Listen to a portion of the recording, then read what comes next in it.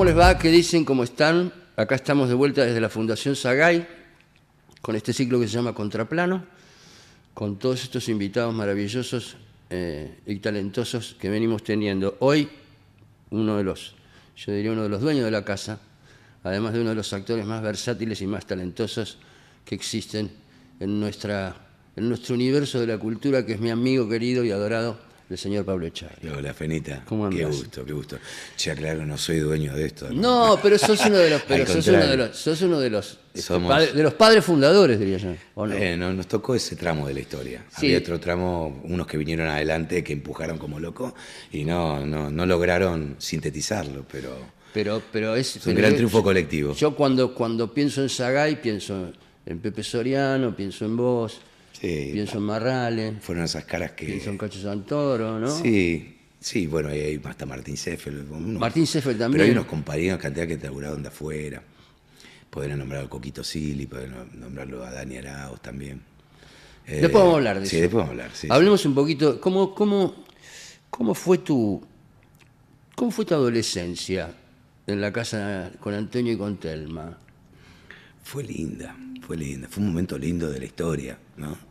Más allá de lo que a mí me tocó vivir dentro de esa de Pico 911 allá en Villa Domínico, que era nuestra casa, que era una casa alegre, una casa amena, linda para vivir, para desarrollarse. En un tiempo y una coyuntura muy diferente a la que vivimos hoy, donde creo que vivimos varias generaciones, pero la mía fue una de las generaciones que vivió la mejor época, ¿no? Momentos hermosos de la Argentina, momentos de crecimiento, de esplendor, con calles mucho más seguras de lo que están ahora, donde el ascenso social, aspirar a tener el ascenso social era algo que funcionaba y que estaba al alcance de la mano. ¿Qué hacían tus viejos? Mi viejo diariero, tenía un puesto de diarios ahí en el Doc Sud, en Crucecita más precisamente, la calle Suárez y Gutiérrez, y mi vieja ama de casa, era lo que se dedicaban muchas madres en esa época, ¿no? A quedarse en casa, a hacer las tareas del hogar, que son inmensas, y acompañar a los chicos en toda su vida. Y estudiaste para maestro mayor de obras, ¿no? Sí, me faltan 3 materias. Casi me tiro a darlas. Vos sabés que un día me las voy a dar. Pensé que yo estudié arquitectura y me faltaban 7 materias y abandoné. Bueno, pero ese abandono tuvo que ver con alguna... Tuvo que ver con que me quise dedicar a ser artista. Lo mismo te pasó a vos. ¿Cuándo te pasó eso? Y eso yo creo que cuando me pongo a pensar, creo que me pasó desde muy chiquito y que no supe atender el llamado, ¿no? Había un deseo de expresión, no muy estridente, pero sí tenía cierto desenvolvimiento con el prójimo, digamos, con el afuera, me desenvolvía muy bien con el mundo que me rodeaba, ¿no?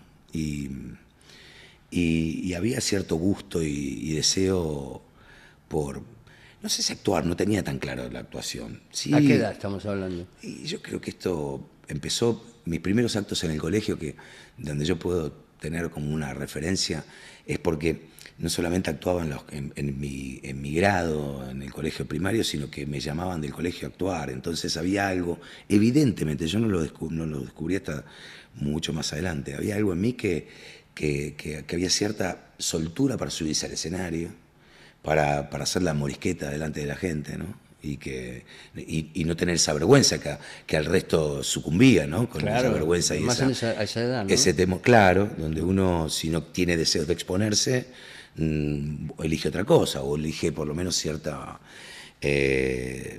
ocultamiento, digamos, o cierto segundo plano. Y se ve que yo ya manejaba esas características.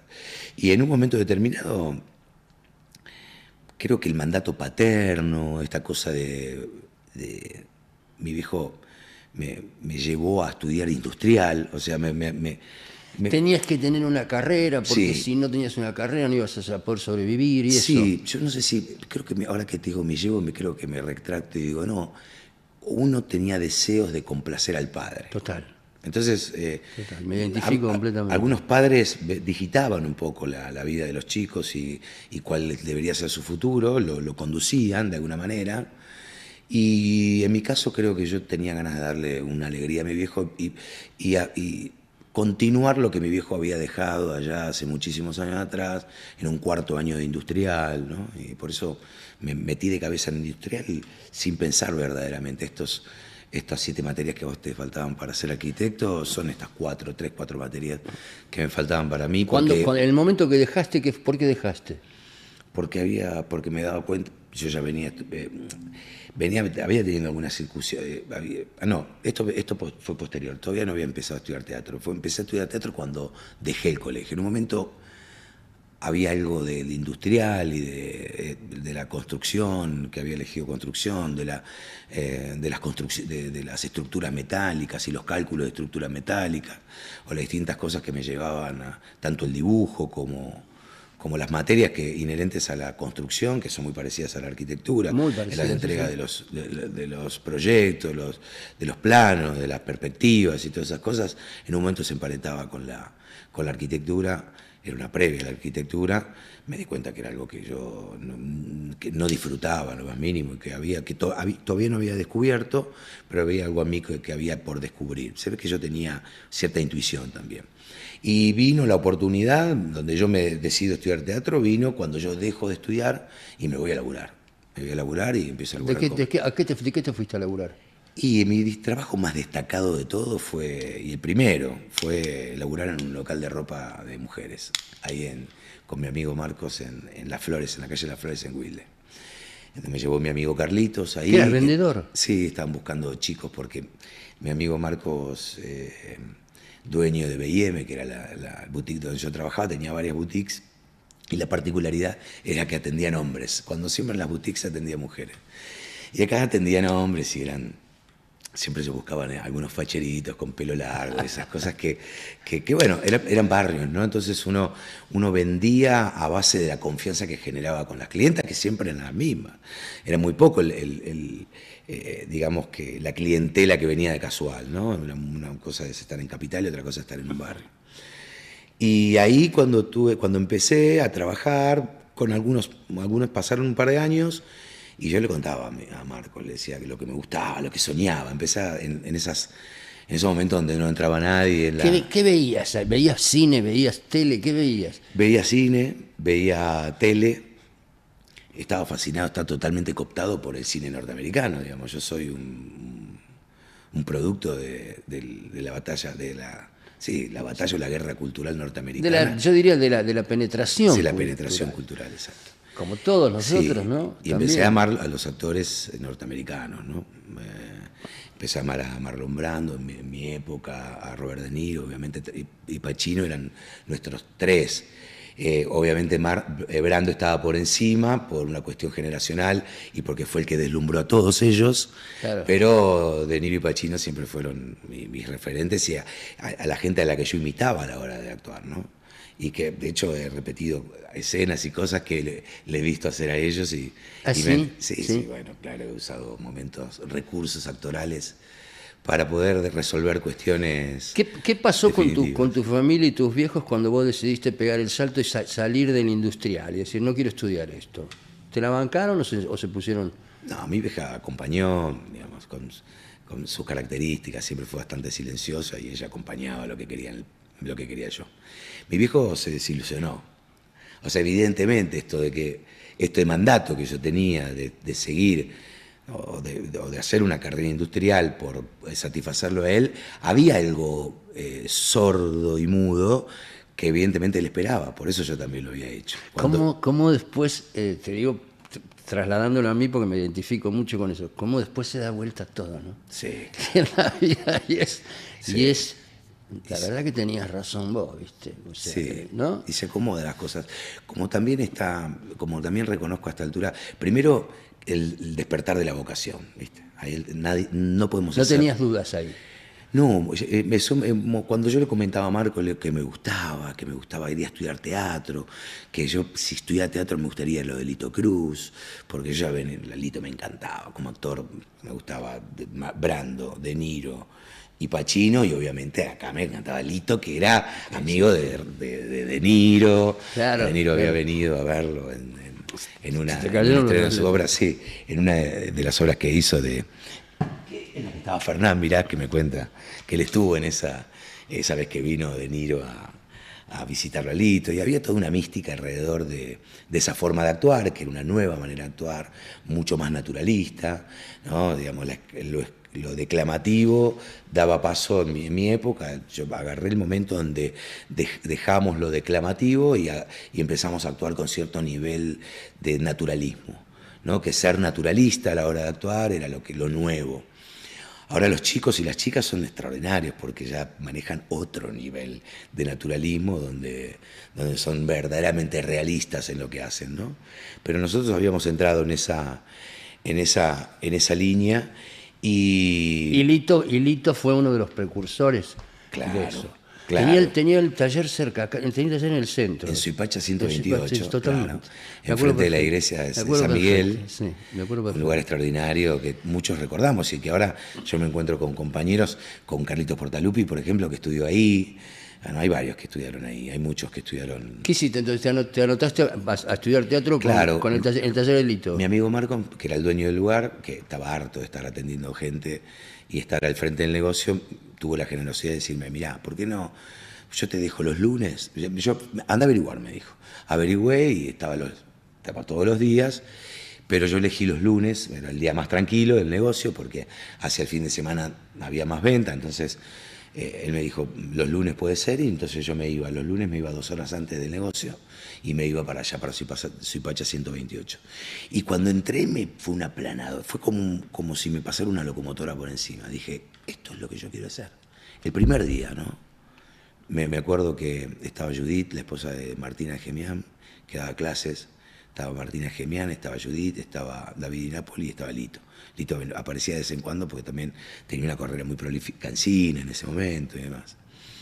Y descubrí que la primera vez que tuve la posibilidad de pasar al frente, me paré como un resorte y salí. ¿No te costó nada? No, eso? Nada.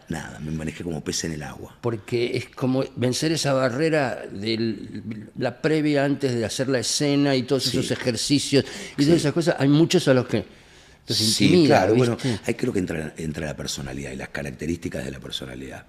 Yo soy un tipo que ante la duda pega el salto, ¿viste? O sea, siempre me pasó en la vida, digamos, soy un tipo precavido porque hago un análisis del terreno, sin embargo entiendo que para poder avanzar hace falta poner el cuerpo en movimiento.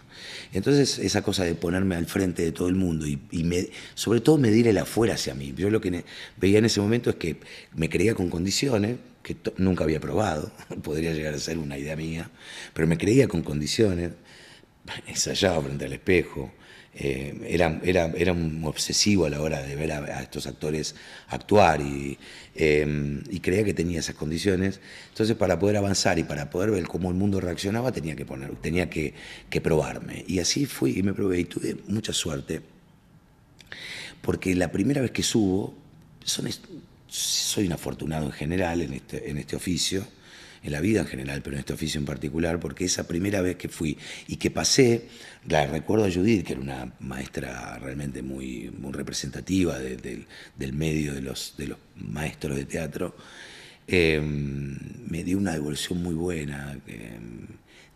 ¿Qué fue lo que tenías que hacer? Una improvisación. ¿Una improvisación sobre qué? ¿No te acordás? No te acordás. No recuerdo, pero recuerdo estar muy desbordado de energía, seguramente de afuera fue algo nada agradable para los ojos y para los sentidos humanos, sin embargo había algo de la determinación que ella me habló. Ah, qué bueno. Que eso era vital. Y me dio un acuerdo a este pulso que yo tenía interno. Es un pulso interno que yo tenía.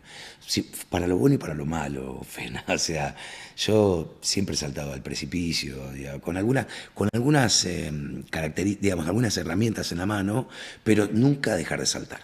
O sea, siempre hay que saltar. Siempre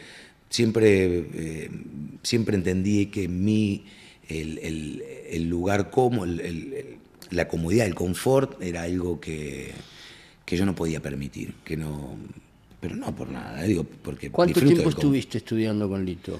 Y fueron como 4 años, 3 años y pico fueron. ¿En ese interín te salió un primer laburo? No, Lito nos mandaba al subgrupete al que él mejores condiciones le veía o que más punta le veía. Era una época donde los castings se llamaban a las escuelas de teatro para convocar a los castings. Claro. Había mucha televisión de aire, había cine bastante. A partir del año 94 vino la ley de cine y eso empezó a suceder de otra manera. Hubo una explosión exponencial en materia de producción cinematográfica a través del instituto, pero se producía mucha televisión de aire, mucha. Había novelas al mediodía, había novelas a las 3 de la tarde, a las 2, a las 4, a las 5 estaban los infantiles, competían 3 canales entre sí, el 13, el 11 y el 9. Estaba Romay. Estaba Romay, que era el gran artífice de los años de oro de la televisión argentina, no del cine, digo, ya es otra historia eso, pero de la televisión argentina, donde generaba una sinergia de 3 canales, digamos, produciendo. Entonces llamaban al estudio de teatro, llamaban constantemente. Y nosotros íbamos constantemente a hacer casting. Me acuerdo que mi primer programa fue haciendo de extra, porque encima había uno, por ejemplo, había programas de Doria. De Doria nos llamaba, cuando Doria sí. En sus programas, Atreverse, pero había Atreverse, te iba a decir. Sí, pero después había uno que hacía la Dufo, que... Bueno, ahora ya no me acuerdo los nombres, ¿viste? Como entenderás. Ya a veces no me acuerdo el nombre de mis hijos, boludo. ¿Qué crees que te diga? Por eso, dame un tiempo y después te cuento. Llamaba, en vez de llamar a gente del SUTEP, llamaba a actores en formación, ¿no? Él decía que bueno, que quería a los actores vivos ahí, ¿no? Y pagaban como un extra calificado, ¿no? Como un bolo mínimo. Entonces lo primero que hice fue ahí algo con Graciela Dufo y con Valentina Bassi, que había empezado muy chiquita. ¿Cómo se llamaba? Me sale Nosotros y los Miedos, pero no. A ver si lo tengo yo. No, sí, ya me acuerdo. Capaz que lo tengo, espera. Mi mamá me ama, me parece que se llamaba. Mi mamá me ama. Sí. No lo tengo. Bueno, en fin, no importa, eso es lo que menos importa. Y ahí empecé a hacer mis primeras cosas, ¿viste? Pero lo que rescato es que teníamos mucho espacio donde curtirnos y donde formarnos. Y que ya sea con papeles más chiquitos o papeles más grandes, había mucho trabajo y mucha oferta laboral, entonces había cosas... Uno crece haciendo, ya sea en el teatro, ya sea delante de una cámara de cine o una cámara de televisión. Y esos eran momentos donde nosotros podíamos hacer mucho. ¿Cómo compones un personaje? ¿Vos tenés un método? ¿O desde dónde partís? Ojo, te lo pregunto porque hay personajes que se parecen más a uno, sí, y otros personajes en los que uno tiene que deformarse, ¿no? Sí. Se me ocurre. Me pongo a pensar en algunos casos emblemáticos. Sí. Daniel Day-Lewis haciendo Mi pie izquierdo, sí, claro, se tuvo que desdoblar, o De Niro haciendo Cabo de Miedo, claro, se tuvo que convertir, ¿no es cierto? Seguro. Sí. Yo he tenido algunas incursiones artísticas, sobre todo en cine y algunas en teatro, que han necesitado de una búsqueda, de despegarme mucho de mi physique du rôle, ¿no? Digamos, de las condiciones naturales, ajá, que yo le puedo aportar a un personaje. Las naturales físicas, pero también las que me da la herramienta, hablamos entre comillas del talento, de lo que yo soy capaz o no soy capaz de hacer. Yo soy partidario de que los proyectos que llegan a la mano son directamente proporcional a lo que uno va aspirando, a lo que uno gusta hacer. Yo creo que hay una gran relación entre el deseo... Está muy bueno eso que decís, muy interesante. Lo que te va viniendo en la vida, te va viniendo un poco eso que deseas acá muy adentro. Sí. Y vos vas construyendo. Es una cuestión medio metafísica, pero no quiero ahondar en eso porque tampoco me parece algo tan valioso. Pero creo que... también metafísica, una cosa espiritual incluso, ¿no? Sí. Te entiendo lo que decís. Hay algo, me fueron llegando personajes y yo fui haciendo cosas donde cada vez que me convocaban, lo que me sorprendía era cómo el que me convocaba sabía leer tan bien qué era lo que yo podía dar. Porque los personajes que me venían me pegaban, siendo diferentes algunos de otros, me pegaban, ¿no? Digamos, y yo confío mucho en eso. Yo construyo mi personaje desde desde mi vivencia personal, ¿no? He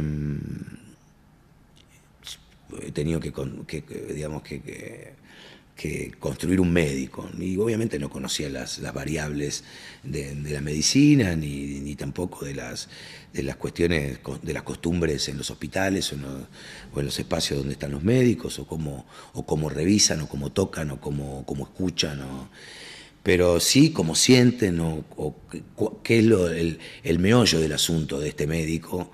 Y luego fui a buscarlo.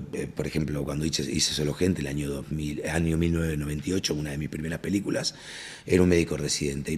Y entendía sabía cuál era el conflicto del personaje, sabía en la historia en la que estaba sumergido, de qué iba, y ya había una comprensión, sabía por dónde caminar a nivel artístico, y fui a buscar la cuestión técnica. Y bueno, y ahí me zambullí, ahí utilicé parte del método de la investigación, ¿no? Y hubo personajes que solo salieron dentro mío, ¿no? Y que no te hizo falta investigarlos en ese mundo, digamos. No, que no. Y creo que uno debe hacer un análisis, un buen diagnóstico del personaje que tiene entre manos. Y que no siempre es necesario entrar en un método. Que a veces requiere distintas cosas en el caso del cine y del teatro, ¿tenés mucha interacción con los directores? Sí. ¿Sí? Dependo siempre de ellos. Me refiero a la construcción del personaje. Sí. ¿Sí? Sí, no todos hacen un aporte muy profundo. Hay directores como actores, pero algunos trabajan muy bien en puestas, otros trabajan muy bien con actores, digamos, con la herramienta de lo que es el actor. Otros se limitan más a lo que es el encuadre y a lo que es la cuestión visual, ¿no? Yo siempre dependo del actor, pero soy perceptivo a la hora de ver con qué tipo de director trabajo. Hay directores que te dan llaves y te dan data que te sirve como actor, que te ayudan, que también son buenos actores. Hay directores que son buenos actores y a veces te ayudan a resolver mecánicamente qué necesitan para la escena. Y hay otros no, donde vos tenés que ser el que propone, porque tal vez lo que va a hacer te va a poner frente a la cámara, te va a decir hasta dónde te puedes mover, qué es la energía que necesita, y lo demás lo tenés que dar vos. Entonces yo creo que he sido perceptivo en eso.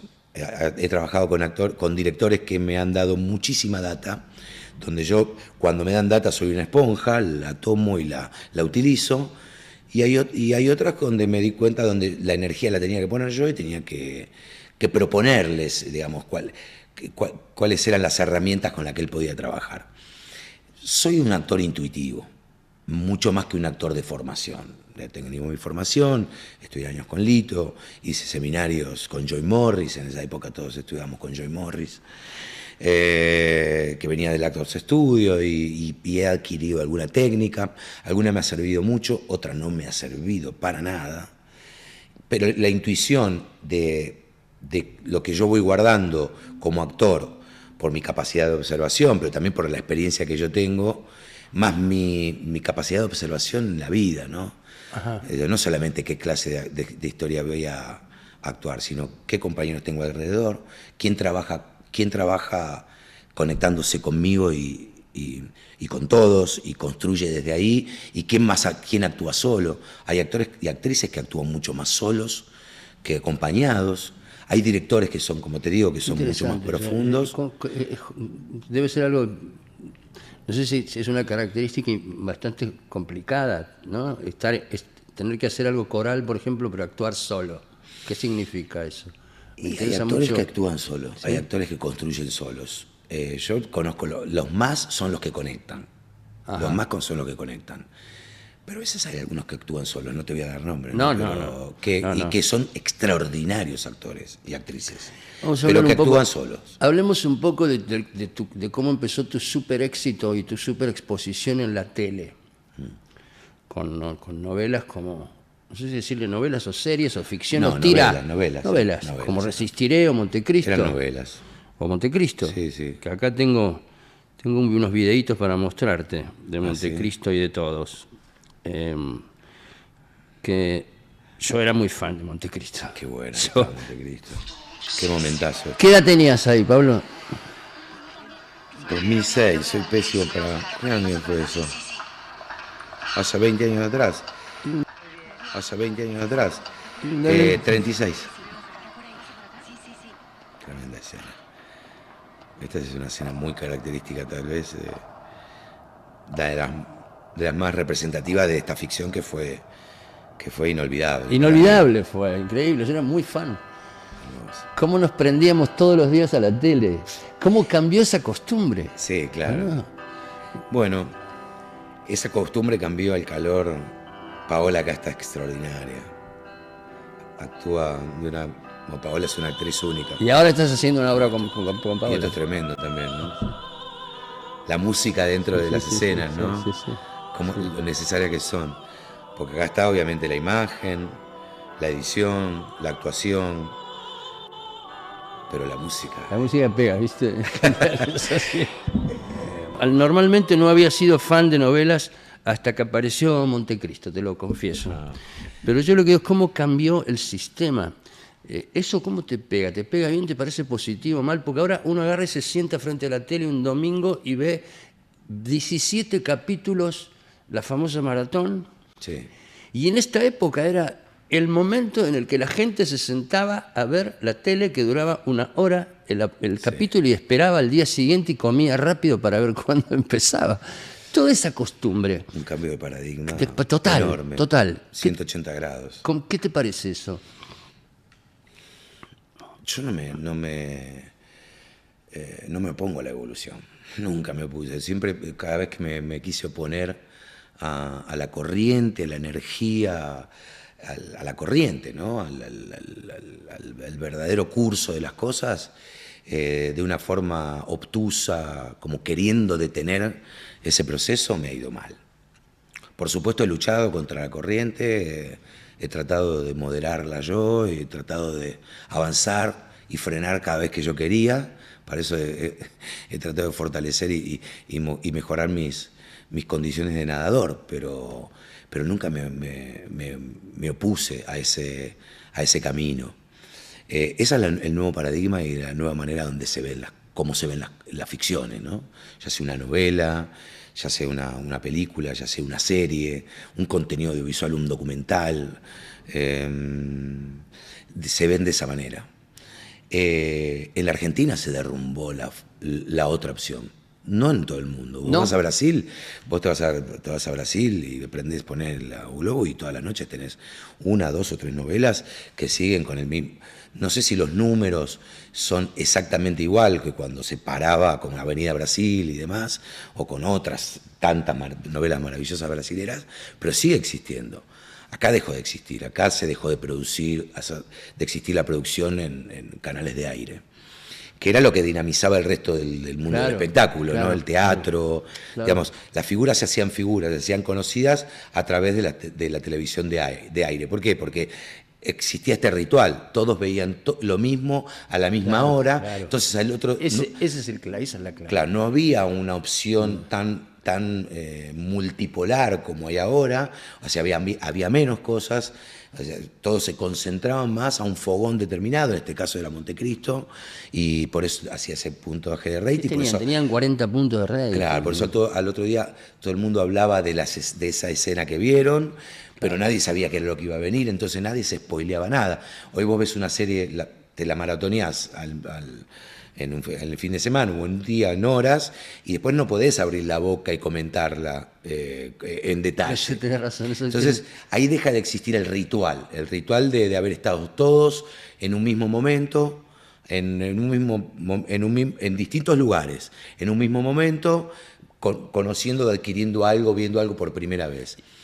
Mucho más parecido al teatro, porque si bien el ritual de la comunión, con la televisión de aire lo que sucedía es que no eran en el mismo lugar, pero sí en el mismo momento. En el mismo momento. Entonces había una... Y que no se podía volver a repetir. Claro, Porque no es se que vos repetía. podías ver el día anterior. No, cuando vinieron las videocaseteras se grababan. Se esas grababan. cosas. Pero te lo perdías y te lo perdías. Después alguno te lo ponía a los años, te lo repetía. Pero después lo veías con la videocasetera.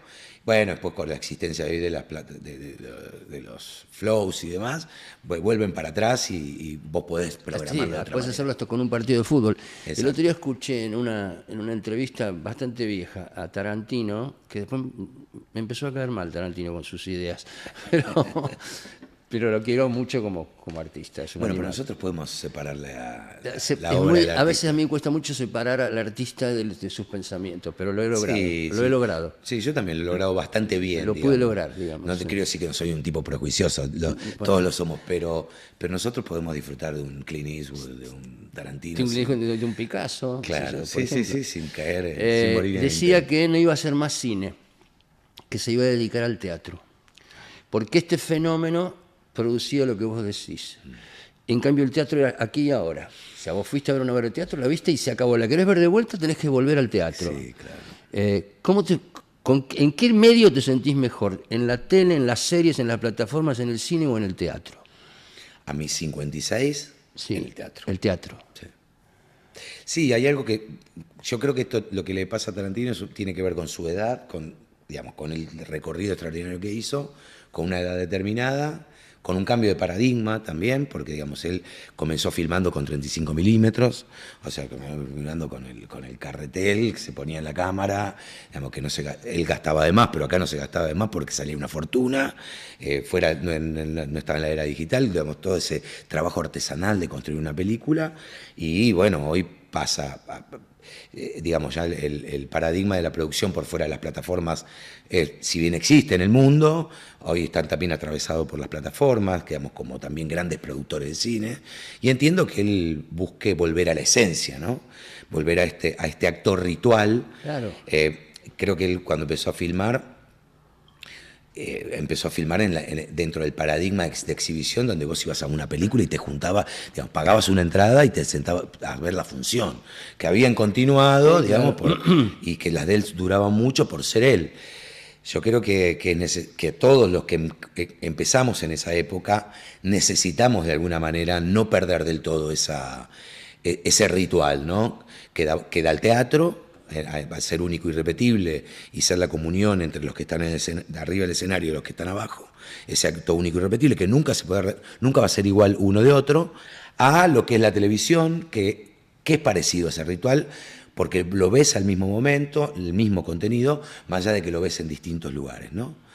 Que no es en un lugar físico específico. Para mí, a mí hoy me representa el teatro, y lo que me despierta, lo que me da alegría de vivir, lo que me hace estar en el presente. Primero, el teatro es una gran herramienta para darse cuenta de algo muy importante en la vida, que es que uno debe vivir el presente. Esto no quiere decir no planificar, esto no quiere decir no ser previsor, con criterio y sentido común, pero vivir en el presente es lo más valioso que podemos inculcarnos a nosotros y a nuestros hijos, ¿no? Entonces el teatro está en un momento como este, en una Argentina que se derrumba, que se destruye, donde la ansiedad y el dolor de ver el derrumbe, más de la incertidumbre de no saber dónde termina y demás, te hacen irte del presente y te hace irte de vos mismo, ir de jueves a domingo, subirme al escenario con una obra extraordinaria como la que estoy haciendo, con el personaje maravilloso, me da años de vida, Fena. Me ayuda a sostenerme y demás, pero me da años de vida. Hay una cosa que creo que todo el mundo, todos los que te queremos, siempre lo pensamos, y que es cómo vos te jugás, siempre te jugaste políticamente por tu posición política, siempre te jugaste públicamente, y cómo eso muchos otros se lo tienen que callar para conservar el laburo, sobre todo en épocas como esta, que para mí es una época cruel y nefasta, ¿no? Pero también ha pasado en otras épocas. Vos siempre le pusiste el pecho a eso. Estuve leyendo, yo no la conocía, la anécdota de cuando te sacaron el papel de Sandro. No la conocía. Estudiando un poco de vos, me empecé a interiorizar de eso, con esa famosa frase que creo que te la dijo Tomás Yankelevich, sí. Vos dividís la pantalla. ¿no? ¿Fue esa la frase? Sí, ¿Cómo? está bueno que lo digas eso. Pero te lo digo porque además por experiencia personal, yo también soy una persona que siempre públicamente me expresé en cuanto a mi posicionamiento político, que lo conocen, los que me conocen lo conocen. Se me han cerrado muchas puertas, pero no tengo la exposición pública extrema que tenés vos y Nancy. Esas famosas escraches de por qué te fuiste a Miami, todas esas barbaridades, digamos. ¿Cómo lo viven como familia ustedes? ¿Cómo lo viviste? Lo que te pasó con Sandro, me gustaría que lo cuentes. Sí, sí. No, bueno, fueron momentos de despertar político mío, digo. Yo estaba saliendo de La Leona y existió una posibilidad muy preliminar de poder ser, de hacer uno de los Sandro, porque iba, bueno, luego terminaron siendo tres, claro. Años, sí. O sea, acá iban a ser dos, se suponía. Y fue un momento de despertar político mío, donde yo no había posibilidad de que yo no tuviera un despertar. O sea, yo tenía una necesidad imperiosa de poder expresarme y decir lo que pensaba, qué clase de Argentina veía y qué clase de Argentina deseaba, en qué clase de Argentina deseaba vivir. En el medio cayó Sandro. Había hecho unas fotos, daba bastante bien, pero yo venía con una relación con el canal porque había producido El Elegido, había producido La Leona, lo último que había producido, y una relación con Tomás inclusive. Y que fue la Leona fue muy premiada además. La Leona sí, le fue muy bien, le fue bien comercialmente y también fue reconocido porque fue algo un poco más que una ficción, entretenimiento.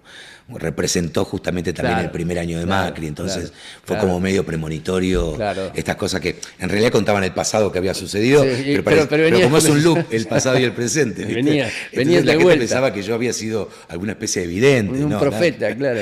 Nada que ver.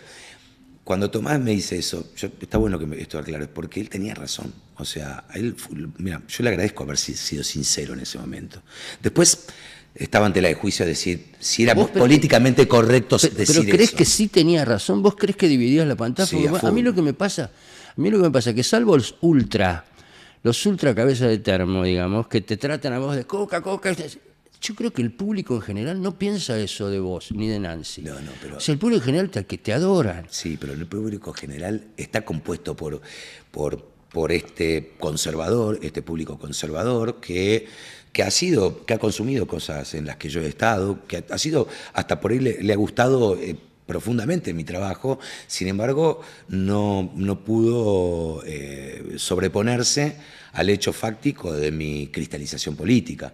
Y hay que reconocer que cierto público conservador define más su gusto artístico muy ligado a su mirada ideológica. Lo que hablábamos recién. Claro, separar, o sea, yo ¿no? sé que hay un público que, luego de la cristalización política, hay un público que me quiere y me quiere mucho más de lo que me quería antes. Yo recibo el abrazo de gente y el cariño de gente que tiembla y que le veo su emoción a flor de piel, sus ojos humedecidos, y eso es algo que antes no sucedía. Antes era todo mucho más superficial. Ahora hay gente que te saluda y te abraza realmente con un cariño muy profundo, y gente con la que ya no comulga más conmigo. Entonces, eso que me estaba diciendo Tomás era lo que estaba sucediendo. En ese momento ya a mí me impactó, por eso después me arrepentí de haberlo hecho público, porque me di cuenta que tendría que haberlo digerido, porque es lo que me estaba mostrando, y yo no se lo agradecí personalmente porque fue una pelea. Después, obviamente, nunca más volvimos a hablar, hubo un alejamiento, digamos, yo me llevaba bien con él, pero me ayudó a ver la realidad, y a mí yo siempre prefiero ver la realidad, Fena. Y en esa realidad tomaste la decisión de seguir haciendo público tu posicionamiento político. Eso fue... No es que dijiste me callo la boca de ahora en adelante para no dividir la pantalla. Claro, no te pasó eso. No, claro. O sea, me ayudó a mí a darme cuenta. Me sentí el cimbronazo, tal vez mi primer cimbronazo, después vinieron varios más, con respecto a que mi cristalización política podía definir mi futuro laboral, podía definir... ¿Te lo planteaste eso? ¿Seriamente? Sí, a ver si no me llaman más. Claro, cuando la realidad fue tan clara frente a mis ojos, ahí frené, entendí, supuse que eso era así, pero luego lo vi. Y por eso este gesto de Tomás a mí me abrió los ojos y lejos, después me enojé y lo hice público, pero luego aprendí de que opiniones como esa o datas como esa son las que te abren verdaderamente los ojos y son las donde vos podés empezar a ver la realidad y a actuar inclusive de una forma mucho más certera y mucho más potente, ¿no? Y ahí me definió esto que vos decís, pude haber ido para atrás, pude haber dicho no, ahora entiendo, no quiero perder mi estatus artístico, ¿no? Mi ascendencia en el público. Tal vez ya era tarde, porque ya mi cristalización política ya había generado una consecuencia determinada, y lejos de tomar una decisión de ir para atrás, fui hacia adelante, digamos, ¿no? Muy hacia sí, adelante. pensando en morigerar mi discurso, en aprender a declarar, en tener que tener un argumento muy sólido para poder hablar, para poder expresar mi punto de vista, a veces inclusive querer imponerlo de forma democrática a través del argumento. Me di cuenta que tenía que ser más hábil declarante. Entonces, hechos como ese a mí me enseñaron muchísimo. Te convertiste ¿viste? en un muy hábil declarante. El otro día te escuché una frase, estaba revisando cosas tuyas y hay gente que se banca más a un acosador que a un peronista, dijiste. Es una gran frase. Hace poquito. Es una frase extraordinaria esa. Pero que uno tiene que... Es que es verdad Yo creo eso. que para acá, para discutir un poco, yo creo una cosa. Yo creo que luego de esta gran debacle que estamos viviendo y de la que vamos a sucumbir, vamos a sucumbir a una debacle, nosotros recién hablábamos que tal vez la Argentina nunca más va a volver a ser la misma, pero creo que va a haber una enorme oportunidad digamos, de unir puntos de vista que hasta hace un tiempo estaban más alejados. Creo que va a haber una posibilidad de dictar una cantidad de puntos como para poder tener una iniciativa en común para avanzar en una Argentina donde subamos un escalón, en materia de todo tipo, sobre todo en materia económica, ¿no? Pero sobre todo en aceptación y en coexistencia. Pero que haya, ¿vos creés que puede haber un gran porcentaje o un alto porcentaje de la población que se ponga de acuerdo en determinadas cosas que para mí son indiscutibles y en otras tantas que no se pueden defender? Eso me pasa a mí. O sea, yo escucho discursos ahora de gente en la ruina que siguen diciendo, bueno, con tal de que no vengan los otros. O sea, me parece que entramos en una cosa de irracionalidad muy fuerte. Sí. Pero no creo que dure mucho, que no dura 100 años eso, no dura toda la vida eso. La irracionalidad de a mí me va mal en mi industria, que es lo que hoy se está escuchando, ¿no? Mucha gente, mi industria estoy a borde de fundirme, eché un montón de gente, digo pequeña y mediana, ni hablar, que sucumben a día, ya 26.000 han sucumbido en estos 2 años y pico, pero también las grandes. Y voy a seguir votando, o no voy a votar más en este caso el peronismo, por una cuestión de que no quiero que vuelva más, es algo que no va a durar toda la vida. El ciudadano a pie que ha confiado, ¿no?, en una propuesta como la que ha dado este modelo político de ultraderecha, por descreimiento de lo que venía, de lo anterior, también por haber asumido y haber mamado un discurso falso de quiénes son los verdaderos culpables, ¿no? O sea, o echándole la culpa maliciosamente a un sector determinado de los males de la Argentina y haber creído ese discurso. Creo que el hecho de haber quedado fuera del sistema, porque están fuera del sistema. Claro. En un momento, no sé si le va a volver a creer al peronismo o al kirchnerismo. Creo que se va a volver a sintetizar una idea que la gente ya no va a querer más, esta idea que va a estar ahora, como sucedió antes, y se va a aferrar también a una nueva oportunidad.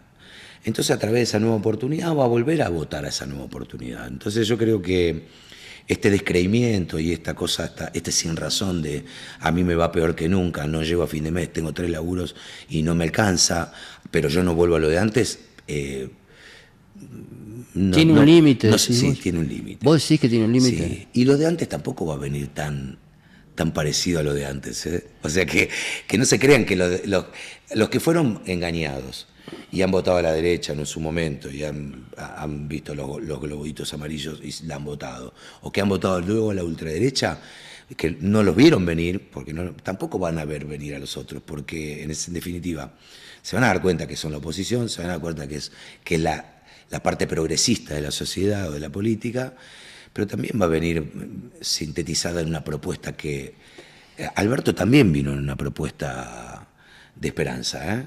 Después Sí, nos dimos cuenta que... y nos dimos cuenta que no. Que no estuvo... Que hay cosas que le ha ido bien a la Argentina, que no fue esto ni hablar, que fue un gobierno muchísimo mejor a este ni hablar, no tengas dudas, pero que podríamos haber avanzado hacia un lugar que no lo hicimos. Pero bueno, yo soy muy optimista. No soy optimista con esta coyuntura. ¿En general sos optimista? Sí. Soy un tipo digamos, que utiliza la energía que tiene vital para propiciarse un argumento para caminar hacia adelante. O sea, digo, y que trata de transmitir a su alrededor un mensaje de cierto optimismo, pero a la vez soy objetivo del optimismo que veo. O sea, yo con el sector audiovisual. El sector audiovisual se derrumbó al calor de los problemas económicos, digamos, del derrumbe de la economía en la Argentina. El sector audiovisual no podía vivir una experiencia diferente a la que está viviendo cuando cambia el paradigma tecnológico y además la Argentina se sumerge en una crisis económica. Pero tiene todo para crecer y explotar y ponerse a la par de España, se puede poner a la par de Brasil, a la par de Colombia, a la par de... No me cabe duda de eso. Porque aparte somos... ¿Por qué ha ocurrido eso? Y somos los mejores perdón, esto no lo digo objetivamente. Somos los mejores de la región. Tenemos un historial en materia de producción audiovisual, tanto en rubros artísticos como técnicos.